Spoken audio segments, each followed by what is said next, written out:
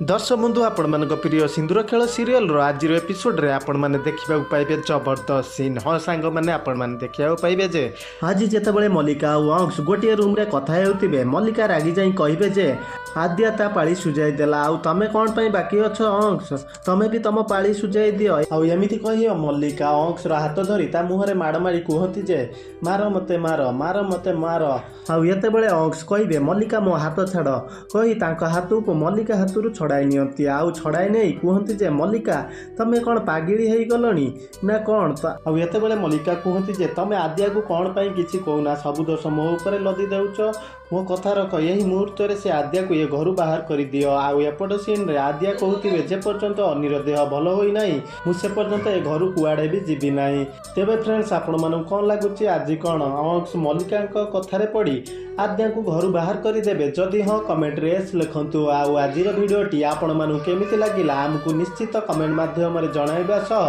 भिडियोटी को लाइक आउ channel T को सब्सक्राइब करने भूलंतु नहीं।